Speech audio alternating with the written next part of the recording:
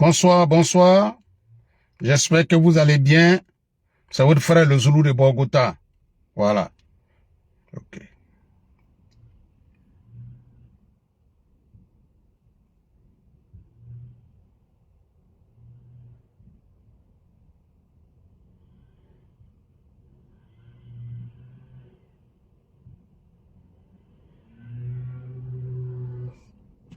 Ok.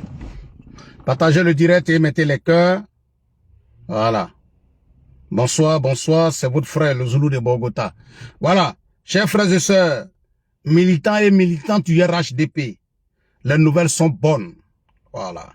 Chers frères, où je suis en train de vous parler actuellement,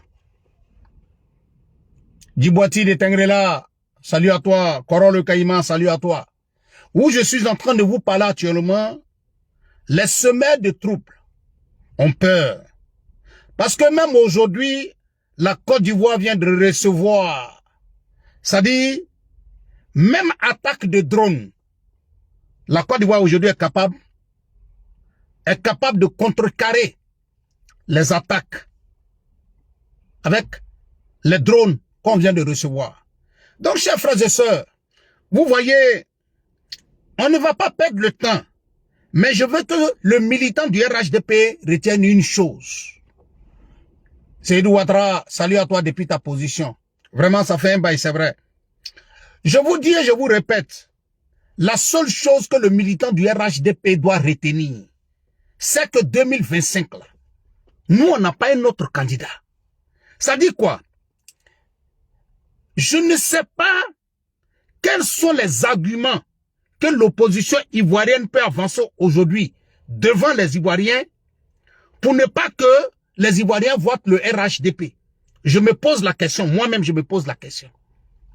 Mais je suis même convaincu que même les cadres même de l'opposition se posent cette question.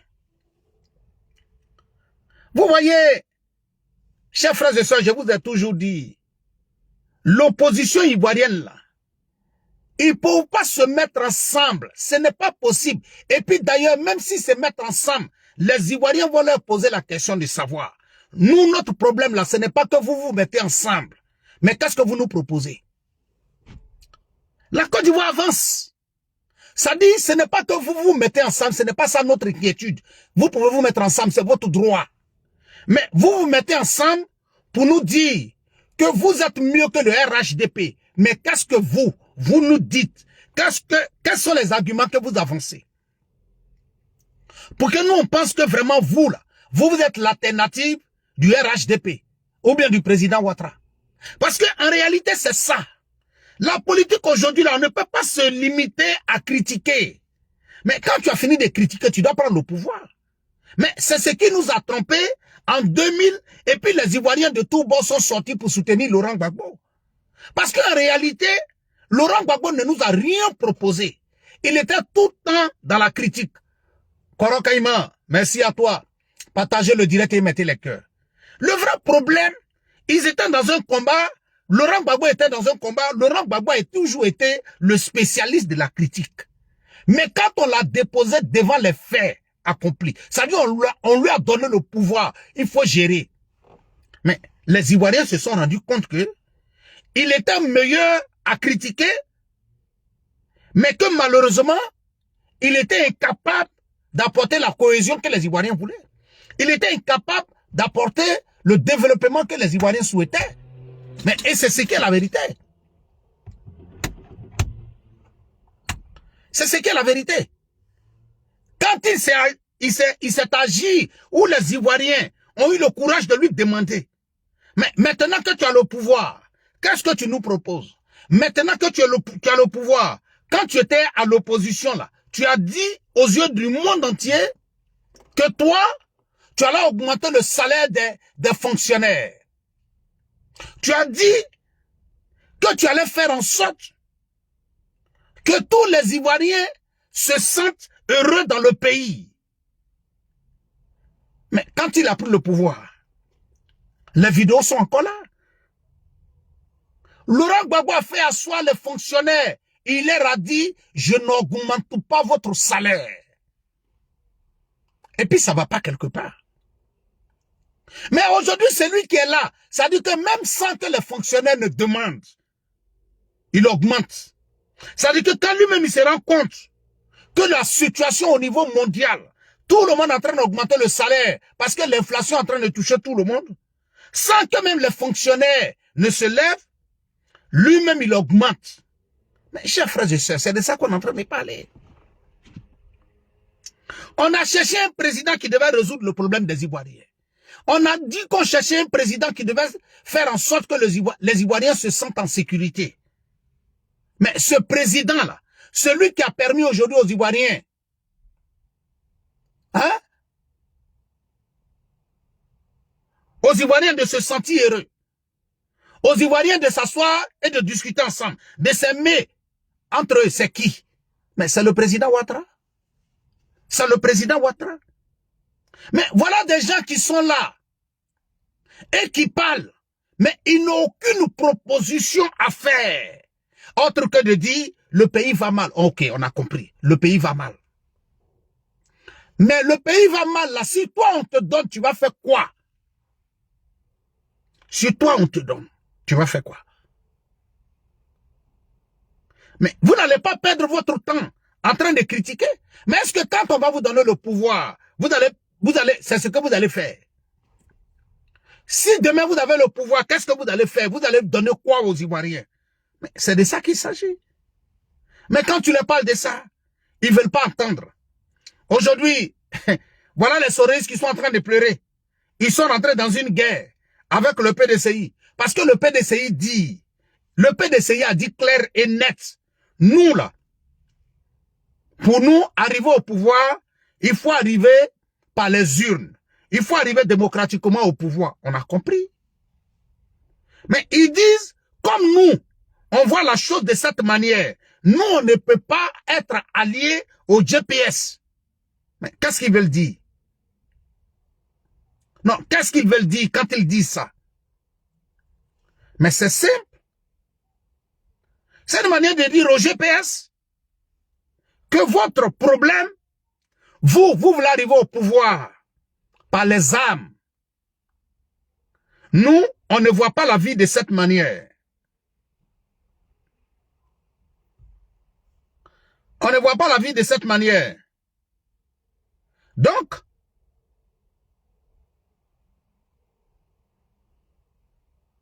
excusez-moi.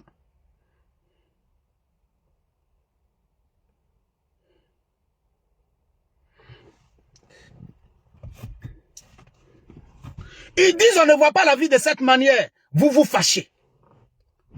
Mais de vous à moi, chers frères et sœurs, bon, on dit que nous, au RHDP là, nous on a dit que Soro Diom, il veut utiliser les armes.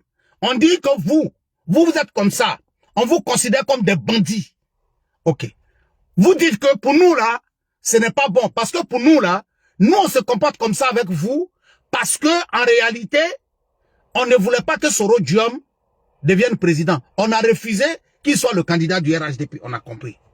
Bon, quand le PDCI vous dit ça, qu'est-ce que vous avez fait au PDCI pour que le PDCI vous traite comme ça? Mais quand le FPI pense de la même manière que vous, parce que le seul parti politique aujourd'hui qui plus ou moins peut accepter de s'allier avec vous, c'est le PPACI.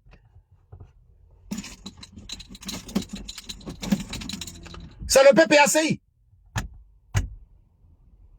C'est le PPACI qui peut le faire. Mais pourquoi le PPACI peut le faire? Parce qu'en réalité, chers frères et sœurs, quand je vois aujourd'hui les pro-Gbagbo en train de dire si Gbagbo n'est pas sur la liste électorale, il n'aura pas d'élection. Eh Adama, voilà des gens qui n'ont pas pitié d'eux. Mais vous n'avez pas pitié de vous-même. Parce que je vous dis, à moins que le président Ouattara décide de gracier Laurent Gbagbo. Mais si le président Ouattara n'a pas gracié Laurent Gbagbo, excusez-moi, si le président Ouattara n'a pas gracié Laurent Gbagbo, que vous vous trompez pour dire, comme le président Ouattara n'a pas gracié Laurent Gbagbo là, Vous allez venir faire quelque chose pour déstabiliser le pays. Mais, chers frères et sœurs, est-ce que nous, là, on a besoin de vous donner conseil? Est-ce que nous, vous, au PPACI, là, on a besoin de vous donner conseil?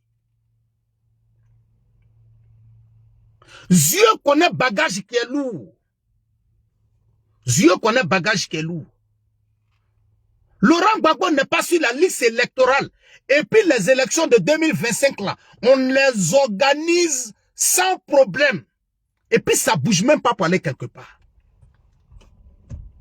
Je vais vous dire quelque chose. Quand vous êtes là et puis vous pensez que il y a eu des pays où il y a eu une révolution là, on dirait que vous n'avez pas encore compris. Hein. J'ai dit, le jour où vous allez vous lever pour dire que vous allez déstabiliser le pays là, c'est pas les militaires qui vont venir intervenir, c'est pas gendarme qui va venir intervenir, c'est pas la police qui va venir intervenir. Votre sauce qu'on n'a pas pu faire en 2010 là, on va faire cette sauce là. Sauce arachide qu'on voulait vous donner en 2010 là. Et puis le président Ouattara nous a bloqué là. Vous allez manger la sauce là. Riz gras qu'on voulait vous donner en 2010 là. Et puis le président Ouattara a stoppé là. On va vous donner ça, vous allez manger. Non, sinon, si Laurent Gbagbo n'est pas sur la liste électorale, il n'aura pas d'élection. Chers frères et sœurs, je vous dis et je vous répète. Laurent Gbagbo n'est pas sur la liste électorale. Et puis les élections là, on les organise au calme. Ça ne va pas quelque part. Laurent Gbagbo n'est pas candidat. Et puis on organise les élections là au calme. Et puis il n'y a pas de débat dedans. Kononsi n'est pas sur la liste électorale. J'ai dit, si la commission électorale trouve que Laurent Gbagbo n'a pas le droit d'être sur la liste électorale, Laurent Gbagbo ne sera pas sur la liste électorale.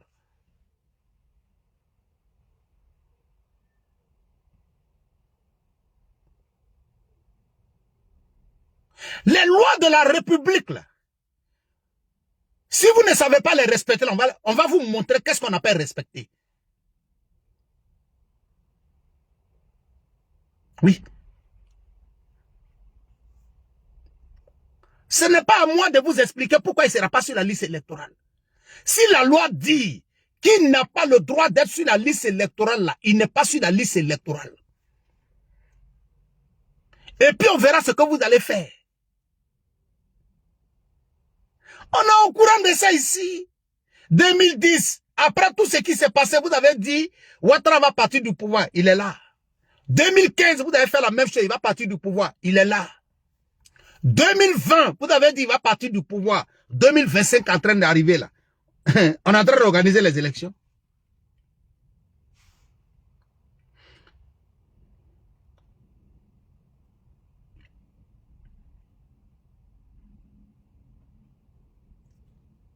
On est en train d'organiser les élections. Et puis ça ne va pas quelque part.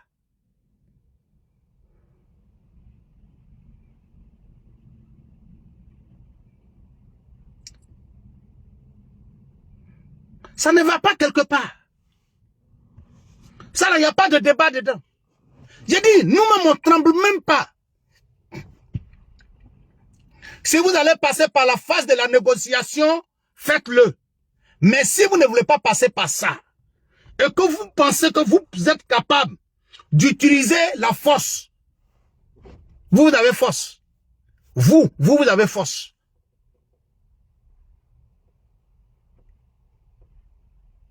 Hein? On dit il a braqué. Merci beaucoup, ma soeur. Hein? Batourou Samassi. On dit il a braqué banque. Il ne peut pas être sur la liste électorale. Vous parlez. Si on dit qu'il ne sera pas sur la liste électorale, il ne sera pas sur la liste électorale. Et puis ça ne va pas quelque part. Et puis ça ne bouge même pas. Et puis je vais vous dire, c'est Laurent Gbagbo lui-même qui a sorti de sa propre bouche de vous demander de rester devant votre porte. Les Damanans qui parlent. Hey, Damana. Ça dit, ton gros braya que tu veux faire. Nous-mêmes on assis et puis on attend. On prie Dieu, ton gros braya que tu veux faire là. Il faut sortir un jour pour dire que tu veux faire ton gros braya. C'est là que tu vas comprendre. Nous, on n'est pas pressé. Faut prendre micro. Faut mettre mouchoir dessus. Faut parler devant tes militants. Il n'y a pas de problème. Ça, c'est ton droit. Mais c'est le jour où tu vas vouloir sortir. Mais c'est le jour où tu vas vouloir sortir. Pour te mettre dans les rues et puis nous défier. C'est ce jour-là. On va te dire qu'il y a mis l'eau dans le coco. On n'est pas pressé. Nous-mêmes, notre souhait là, c'est que tu souhaites là. Ça n'a qu'à arriver.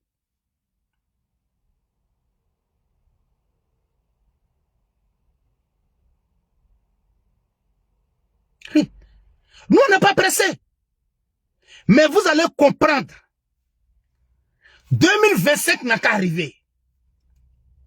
Et puis vous allez vous lever dans le pays là pour dire que vous êtes en train de marcher. Parce que le nom de Laurent Gbagbo n'est pas sur la liste électorale.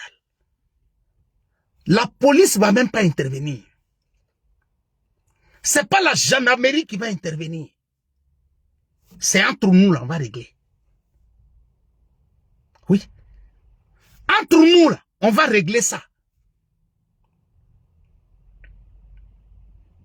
De la même manière, vous pensez que vous êtes les gros bras là. C'est de la même manière. Nous, on est et puis on est assis et puis on vous attend. On n'est pas pressé. Nous, on a dit et puis on répète matin, midi et soir. Et le président Ouattara l'a dit. Faites tout ce que vous voulez dans le pays. C'est votre droit, c'est votre pays. Mais une chose est sûre. Tous ceux qui tenteront de vouloir porter atteinte à la sûreté des Ivoiriens, tous ceux qui tenteront de déstabiliser la Côte d'Ivoire, ils vont dire leur. Et ça, il n'y a pas de débat dedans. Ils vont lire leur. Mais on vous attend. Mais peut-être que vous ne croyez pas. Mais nous, mon prix Dieu, 2025 n'a qu'à vite arriver. Et puis, ils vont dire, le nom de Laurent Gbagbo n'est pas sur la liste électorale. Et puis, vous allez vous lever pour dire, ah non, comme on dit que Laurent Gbagbo n'est pas sur la liste électorale, là. On va mettre son nom. Hey. Mais Damara Picasse, mais je pense que tu seras devant la marche. Hein. Kone Katina, je pense que vous serez devant la marche. Mais nous, on n'est pas pressés. De la même manière, vous vous préparez pour attendre 2025 là. Nous, il y a longtemps, nous, on se prépare pour attendre ça. Il y a longtemps, on se prépare pour attendre ça. Et il n'y aura pas de débat. On va s'asseoir et puis on va parler. Ça sera causerie d'amis. On va s'asseoir. Oui. On vous a donné le pays, vous avez foutu le bordel. On vous a donné la Côte d'Ivoire, vous avez foutu le bordel. Si Laurent Gbagbo était au pouvoir, la Côte d'Ivoire serait devenue comme le Burkina aujourd'hui. L'Ivoirien n'allait pas se sentir en sécurité. La Côte d'Ivoire serait devenue aujourd'hui comme le Mali, comme le Niger. Où n'importe qui pouvait dire n'importe quoi. Mais si à Charles Blé Goudé, il dit, quand tu te promènes avec n'importe qui, tu deviens n'importe qui. Quand tu apprends à te promener avec n'importe qui, tu deviens n'importe qui. Omar Ben Katab, salut à toi depuis ta position. Ousmane Amiral Barry, salut à toi. Mais c'est une réalité. Mais nous, on ne se presse pas. On ne se presse pas comme je l'ai dit. Hein. Mais tous ceux qui tenteront de porter, de vouloir déstabiliser. Le ministre de la Défense a été clair. Le ministre de la Défense a été clair. Mais ce que le militant du PPACI ne sait pas. Même vos réunions clandestines que vous faites, chers frères et sœurs, je vais vous dire, on est dedans. On est dedans. Dire aux gens, même vos cadres qui viennent crier à côté de Laurent Gbagbo, après c'est ceux-là qui se promènent en train de prendre les enveloppes chez des cadres du RHDP. Parce qu'ils n'ont même pas l'argent pour envoyer leurs enfants à l'école.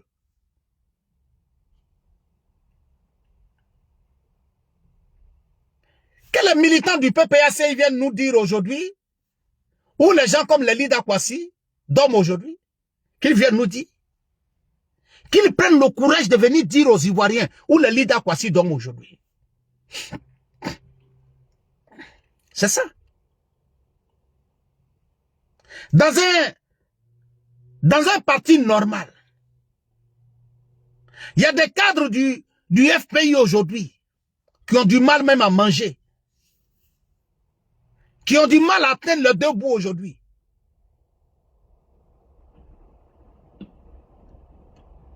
Mais le soi-disant président qui parle, qui reçoit aujourd'hui son argent, pourquoi il ne cherche pas à les aider?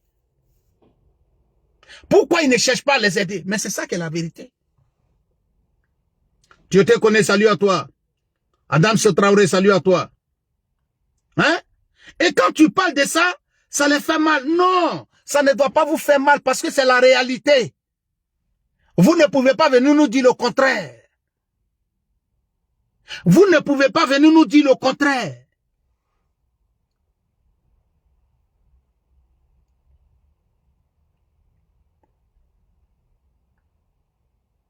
Il y a des cadres du RHDP aujourd'hui qui aident certains collaborateurs de Laurent Gbagbo à manger. Et quand on finit de les aider, c'est eux qui viennent s'asseoir, ils sont assis derrière Laurent Gbagbo. Et puis nous, on est là, on les regarde, on rit. On est là, on les regarde, on rit. C'est ça.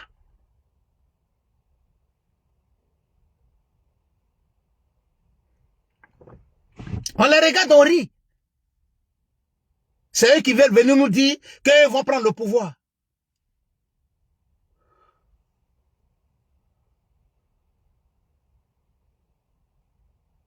Quand tu regardes des gens comme Laurent Gbagbo qui en 90, même pour aller à la RTI, pour une interview, il n'avait même pas sa propre voiture. Il n'avait pas sa propre voiture.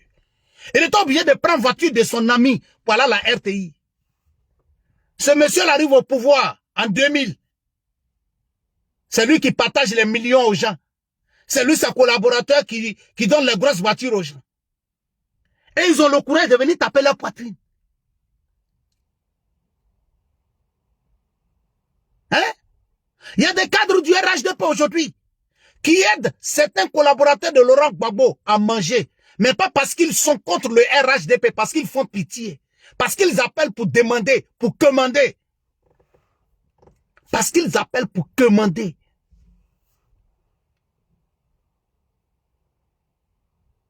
Il y a des anciens collaborateurs de Laurent Gbagbo qui sont députés aujourd'hui à l'Assemblée nationale. Si ce n'est pas des déplacements officiels du Parlement pour venir en Europe, pour aller au Maroc, pour aller aux États-Unis, ils ne sont même pas capables eux-mêmes de payer leur propre transport pour venir en France. Ils ne sont même pas capables de payer leur propre transport pour venir en France. Il y a des collaborateurs, il y a des cadres du FPI aujourd'hui qui travaillent à l'Assemblée. Même quand on les envoie en mission, si on ne leur donne pas l'argent pour manger, ils ne peuvent rien faire. Et c'est eux qui vont venir parler devant les gens. Et c'est eux qui vont venir parler devant les gens. Vous pouvez parler? Vous pouvez parler?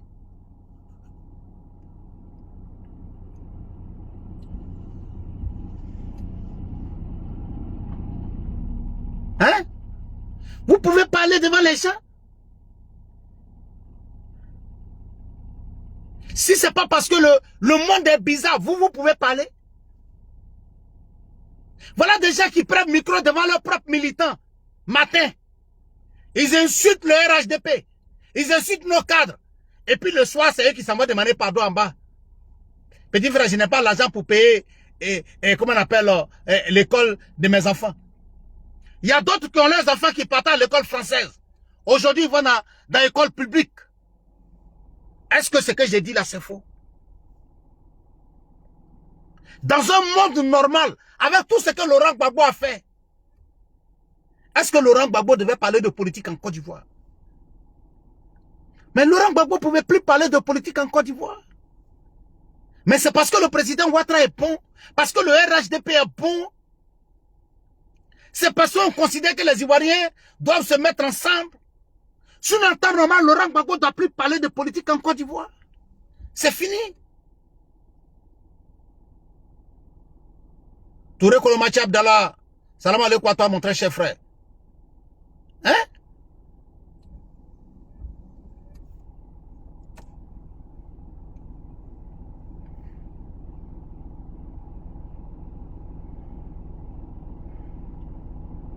Sur un temps normal.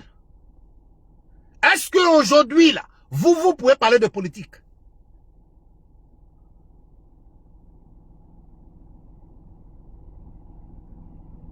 On n'a qu'à se dire la vérité. Mais aujourd'hui, on s'assoit et puis on vous regarde. Parce que vous faites pitié. Donc, chers frères et sœurs, c'était votre frère le Zoulou de Bogota. Comme il s'est fait tard, je vais devoir vous laisser. Bonne soirée à vous. Que Dieu veille sur vous et que Dieu vous protège. Merci, merci.